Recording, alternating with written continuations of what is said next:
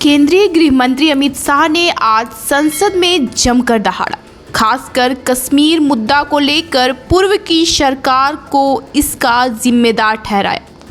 हालांकि पूरे भाषण में उन्होंने कांग्रेस सरकार का नाम लिए बगैर ही उन्होंने कांग्रेस को देश के कई मुद्दों का जिम्मेदार ठहराया। अमित शाह ने कहा कि जम्मू कश्मीर का आतंकवाद, वामपंथी उग्रवाद, उत्तर पूर्व का उग्रवाद ऐसे नासूर थे जिसके कारण 4 दशकों में देश के 92,000 से अधिक लोग मारे गए। उन्होंने कहा कि इन 3 समस्याओं के उन्मूलन के लिए एक भी संयोजित प्रयास नहीं किए गए, परंतु केंद्र में नरेंद्र मोदी के आने के बाद यह तीनों नासूर अब पूरी तरह से समाप्त हो गए।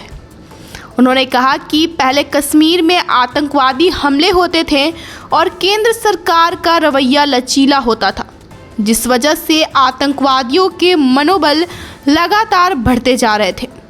अमित शाह ने कहा कि आतंकवाद को लेकर तत्कालीन सरकार चुप्पी साधे रहती थी क्योंकि उन्हें अपनी सत्ता खोने का डर होता था, लेकिन मोदी सरकार आने के बाद कई हमलों का मुंह तोड़ जवाब दिया गया। सर्जिकल स्ट्राइक इसका उदाहरण है। ऐसे ही तमाम बड़े खबरों से जुड़े रहने के लिए देखते रहें GNTV न्यूज़। मान्यवर 3 नासूर थे। जम्मू कश्मीर की समस्या, वहां टेररिज्म की समस्या, वामपंथी उग्रवाद जो तिरुपति से पशुपतिनाथ का स्वप्न देखते थे, और तीसरा समस्या था उत्तर पूर्व का उग्रवाद, नॉर्थ ईस्ट का उग्रवाद। इन 3 समस्याओं का टोटल लगाएं तो लगभग 92,000 इस देश के नागरिक 4 दशक में मारे गए माने।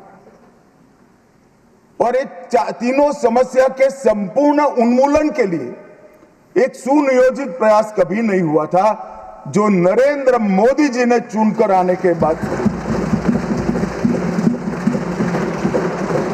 मैं सबसे पहले कश्मीर की बात करूंगा मान्यवर। कश्मीर में हम सब जानते थे कि पड़ोसी देश से आए दिन आतंकवादी घुसते थे, यहां बम धमाके करते थे, हत्याएं करते थे। एक भी त्योहार ऐसा नहीं होता था जो चिंता के बगैर जाता था। और केंद्र सरकारों का रवैया लचीला होता था, चुप्पी साध जाते थे, बोलने में डर लगता था, कोई दुविधा भी थी, शायद वोट बैंक का भी डर था। नरेंद्र मोदी जी के आने के बाद आतंकवाद के खिलाफ 0 टॉलरेंस की नीति प्रधानमंत्री की ने। हमारे आने के बाद भी हमले हुए, उरी पर हुआ, पुलवामा पर हुआ। पहले हमले होते थे, कुछ नहीं होता था, कोई कुछ नहीं बोलता था, जवाब नहीं दिए जाते थे और लोग भूल जाते थे। मगर कोई संवेदना तक समाप्त हो जाए वहां तक चीजें लिंगरिंग रहती गई। मोदी जी के आने के बाद उरी और पुलवामा में हमला हुआ।